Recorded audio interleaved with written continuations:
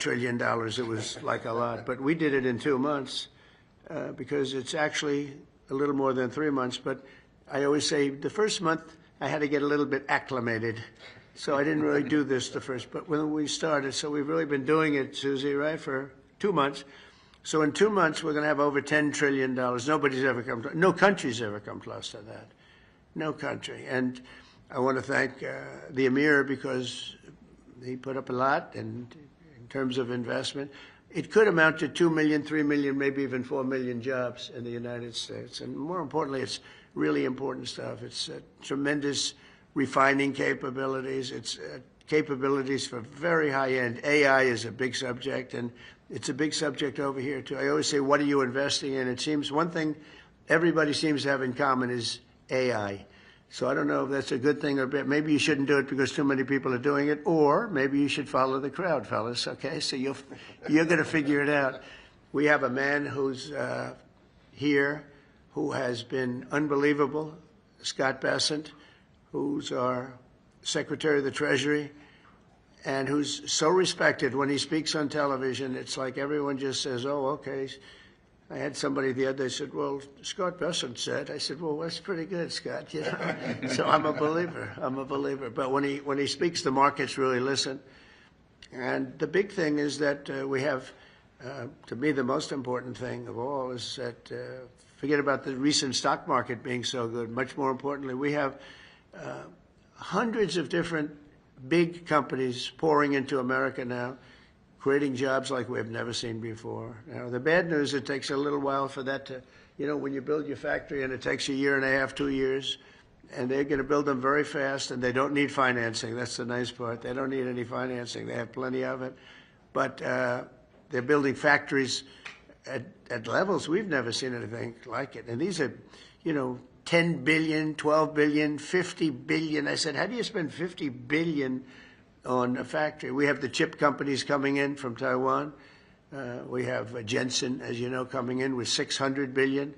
We have actually the biggest company of them all. You know all about it. Coming in. That was a big, Mr. Wei.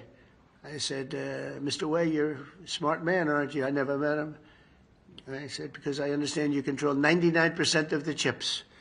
Oh, yes, I do. I said, that's pretty good. I said, is there any way of breaking that grip? They said it would take you many years. So I said, you know what? If you can't beat him, you join him. But he's going to be building the biggest factory anywhere in the world in Arizona and spending over $200 billion. And we have Apple, as you know, it's coming in. And I had a little problem with Tim Cook yesterday. I said to him, Tim, you're my friend. I treated you very good. You're coming in with $500 billion, but now I hear you're building all over India. I don't want you building in India. You can build in India if you want to take care of India, because India is the highest, one of the highest tariff nations in the world. It's very hard to sell into India. And they've offered us a deal where basically they're willing to literally charge us no tariff. So we go from the highest tariff, you couldn't do business in India. We're not even a top 30 in India because the tariff is so high, to a point where they have actually told us, I assume you too, Scott, you were working on that also, that there will be no tariff, right? Would you say that's a difference? They're the highest, and now they're saying no tariff. But I said to Tim, Tim, look, we've treated you really good. We put up with all the plants that you built in China for years. Now you got to build us. We're not interested in you building in India.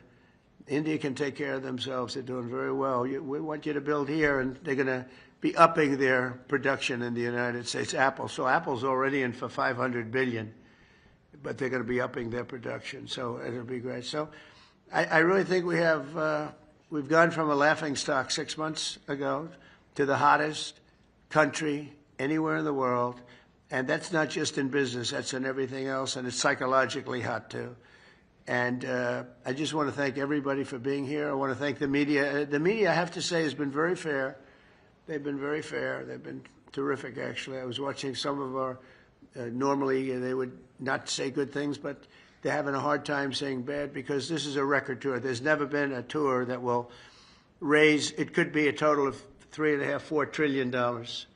This, just in this 4 or 5 days, and it's from great people. and our relationship now is very strong with Saudi Arabia. Nobody's going to be bothering that relationship. Nobody would be able to break that relationship because of my relationship with the Crown Prince and the family.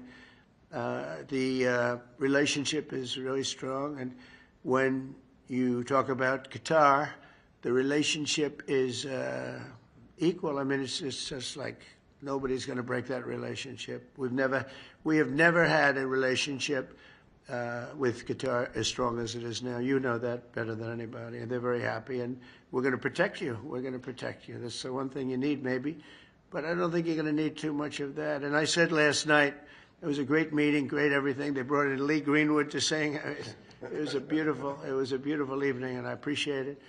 But I said last night that Iran is very lucky to have the Emir because he's actually fighting for them. He doesn't want us to do a vicious blow to Iran. He says, you can make a deal, you can make a deal. He's really fighting, and I really mean this. I think that Iran should say a big thank you to the Emir, because the Emir is fighting very much that we don't. And there are many people that want me to go the other route. They say, just knock it out, because nobody can beat us. We have the strongest military in the world by far. Not China, not Russia, not anybody. We have the best military equipment in the world, and we have the strongest military in the world. If you remember ISIS, General Raisin Kane, right? We knocked it out in 3 weeks. Remember they said it would take 4 years to knock out ISIS? We did it in 3 weeks. That's because you had the right leader. With a stupid person, you'll do it in 4 or 5 years. You won't even do it. You'll fight for 4 years and then you'll leave. Like we always do. You fight. We had a president that blew up half the Middle East and then he left. That was it. It was like spent $10 trillion on blowing up the Middle East and then he left. Just said, let's leave now. We're left with nothing. And we don't do that. We take care of our friends. And so you have a great ally in us, and there's nobody even close. In terms of military power, there's nobody close. And I'm not only talking about nuclear. I don't like to mention the word because the nuclear is so destructive that it brings you into a different category. But we're number one in nuclear. I rebuilt our military, by the way, in my first term. We had a really successful first term. Then the election was rigged, and I had to wait, and it became more historic, and I was able to watch and see. And the good news is although it's bad news in another way, but the good news is that Biden was so bad, worst president we've ever had by far. There was never a president like this. This man was grossly incompetent, and now that's been proven. But people were able to see how bad it is, and it gave me a mandate. We won all 7 swing states. We won the popular vote by a lot. We won the counties by 2,725 to 505. That's why the map is completely red. When you look at it, the map, it was an obliteration, this election. And we got 312 electoral votes, so it was just an obliteration. And that means mandate. And we have a mandate that nobody's had. They said the most consequential election, and this was a enemy paper, the most consequential election in 129 years. So it's been a tremendous trip. I've really liked it. This is going, we're going 20 hours a day. And people say, how do you do it? And I said, I do it because I like it. I like it. I like the people I'm dealing with. I said last night, I stood on the line for, it seemed like hours. I said hello to Larry. I said hello to Kelly. I said hello to your 250 competitors. I said hello to everybody. And that was a long sucker, I want to tell you. They say, how do you do it? I said, I do it because I like the man standing on my left. And I said it 2 nights before about the Crown Prince, but last night I had the Emir, and he's fantastic. And I said, it's really not hard. When you like the people and when you are doing something, we have a term, MAGA, Make America Great Again, very simple term. And I remember Biden saying, we will not let MAGA take over this country. I said, no, you stupid person. It says, Make America Great Again. It's okay if it takes over the country. It's called Make America Great Again. And that's where we are right now. It's America. We'll put America first. But because we're putting it first, we're doing so well, there's going to be plenty left over to help the world. And we can help the world psychologically. So we think we're going to do well with Russia, Ukraine. 5,000 soldiers are being killed every single week on average. 5,000. And they're not from here, and they're not from the USA. They're from Ukraine and Russia. So some people would say, why are you bothering? Because these are 5,000 young people. Well, they're getting older because they've gone through so many that they are actually getting older. But these are 5,000 people that leave their home, wave goodbye to their parents. Their parents are so proud of them, their sisters, their brothers, and that's the last they ever see them. They're wiped out. And if you would see the satellite pictures, I get satellite pictures of that battlefield, and I want to tell you, I've never seen anything like I wish I never saw it. You have heads and arms and legs strewn all over the field, and you just take a look at that, and, you know, when you think 5,000 a week on average, and that's actually a low number. So we're going to see if we can end that. I was thinking about going, but it's very tough because of what we're doing today and tomorrow. But, you know, if something happened, I'd go on Friday if it was appropriate. But we have people right now negotiating, and I think that I just hope that Russia and Ukraine are able to do something because it has to stop. Not only the money, we spent $350 billion there. Just hand it. Nobody even knows where the money is. They just send them a check. There's no accounting. There's no one. Just give him money.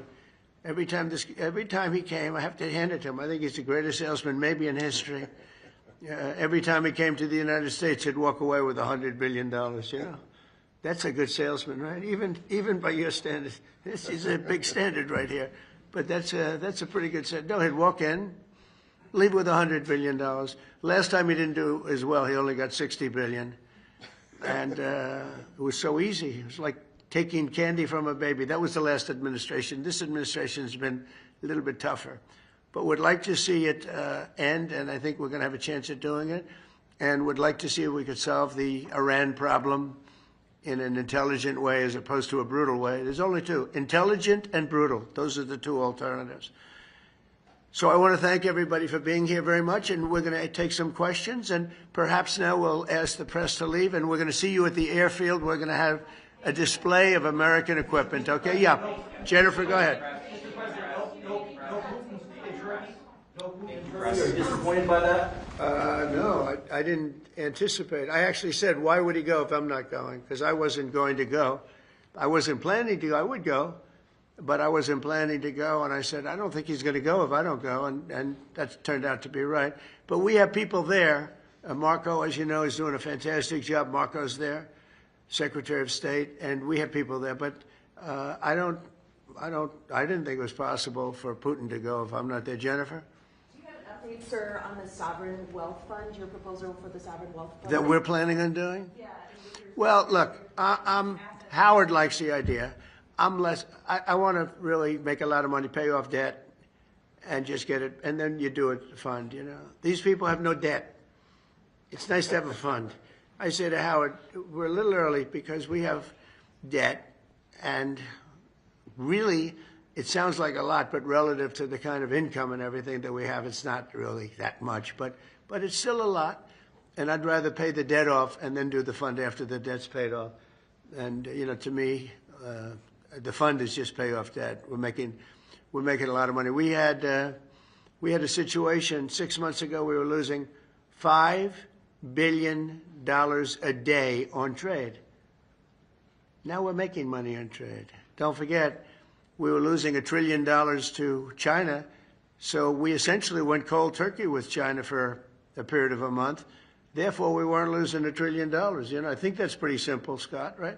Scott did a great job over there. They made a deal. They have great relationships with China. You might want to speak about that while the press is here for a second, Scott, the relationship we have with China.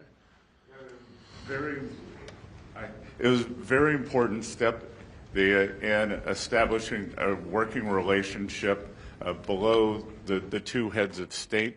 So with the tariff program, we had a plan, we have a process, and now we have a mechanism with our Chinese counterparts to prevent an escalation again. We're going to go into a series of negotiations. They're going to be fulsome, and we have a lot to talk about, but I think over the next 90 days we can accomplish a lot. We're going to be, I think I can mention, I'm not sure if the press will understand this, but I've devoted, I find it, number one, I find it fascinating. If you don't like things, you're not going to do well, but I do. I find it amazing. So I'm so looking forward to watching some of the power that they purchase at great price. But you'll see some jets today. Some of the reporters were in the plane. Were you in the plane as we were surrounded by 8 F-15s? You saw that? Were you concerned at all? It was a little bit spooky, right? It's a little bit different when I'm reading the name of the pilot from I'm seeing the name, Regraw. I look at his helmet. He's got his name and he's waving to us, and he's like where you are. And so I'm not sure I feel great about it, but we certainly had a lot of firepower surrounding, and as we were coming in, it was beautiful. And then just before we landed, boom, they took off. And nobody's ever seen it. They circled the plane, 8 of them. And we're landing, so now we're there. And it was really a display of beauty. And we heard it, too. We were in the plane. I said, what is that? Because they stepped on the gas, because it's hard for them to only go 500 miles an hour. That's called very slow. It's not that those planes they're not meant to go 500 miles an hour, but it's really good. Great pilots, great display. So we're going to see that. But one of the things for the people that are interested in the military that I asked to look into, the F-35, we're doing an upgrade, a simple upgrade, but we're also doing an F-55. I'm going to call it an F-55, and that's going to be a substantial upgrade, but it's going to be also with 2 engines, because the F-35 has a single engine. I don't like single engines. Even this man, he's the best in the world at engines, but on occasion, I know you won't admit this, if an engine goes out, it's nice to have 2, 3, or 4. That's why I like the 747. It's got 4. And but today they're getting very big, and it's a little more cost-saving to have 2 very, very big ones. But no matter how good, they tell me, Larry, the engine will never go out. Well, I think it goes out on occasion, very rarely. And we're going to do an F-55, and I think if we get the right price, we have to get the right price. And that'll be 2 engines and a super upgrade on the F-35. And then we're going to do the F-22. I think the most beautiful fighter jet in the world is the F-22, but we're going to do an F-22 Super. And it'll be a very modern version of the F-22 fighter jet. And I don't know if you know it, but you know who copied it? China. They copied it. I said, I'm looking. They said, that's the F-22. They copied our design, but they won't be able to copy our engines too quickly or anything else. So we're going to be doing an F-22 Super, and this will be a plane like no. To me, it's the most beautiful fighter jet ever made, and so I want to do that. And sometimes, stealth. They do stealth. I'm not a huge believer in stealth, because stealth is basically, a lot of it's the design and the shape, and I'm sure you maybe think, but also if that's the case, they're going to figure it out pretty fast, I think. So you're going to design an ugly plane for stealth reasons, and then 6 months later, they're going to figure out this, and then you're stuck with a plane. Now we're doing a super F-22, and we're going to be going with it pretty quickly. And then, as I told you, we're going to be doing a tremendous variety of drones, from lots of very inexpensive drones, and on the F-55 and on the F-35, but much more on the F-55 and on your plane that you're doing, which he calls the F-47. F-47. I said, how'd you come up with 47? That's an interest. It was very nice, actually.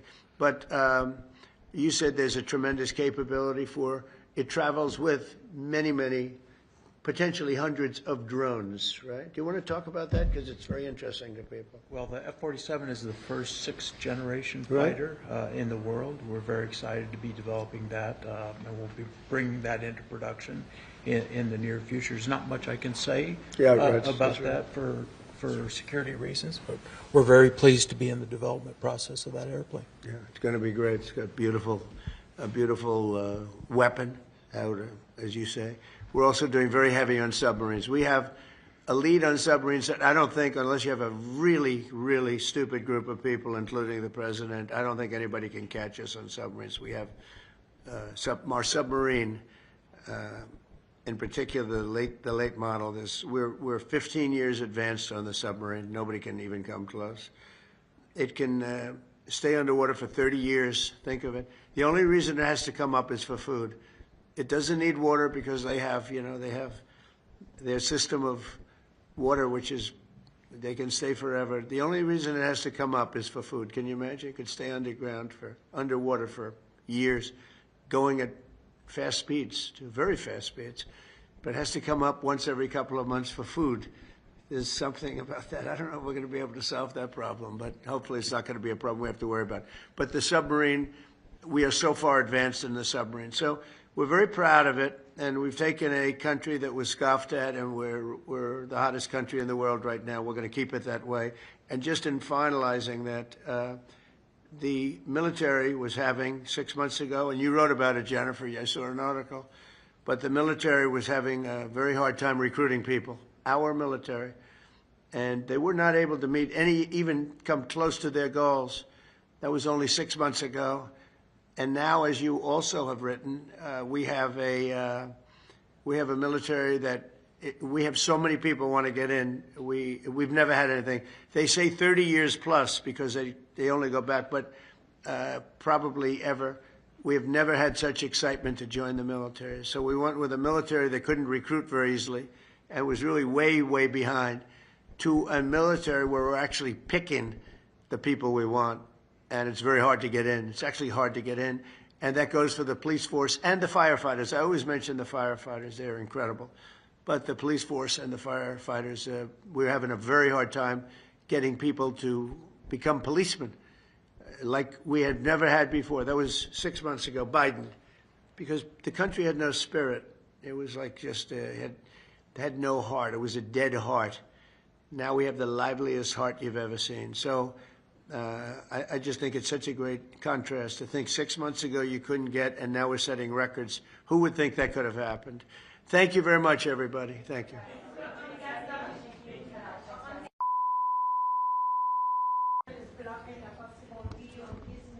Well, we're working very hard on Gaza, and Gaza has been a territory of death and destruction for many years. The United States get involved and make it just a freedom zone, have a real freedom zone, because it seems that Gaza, every 10 years it happens,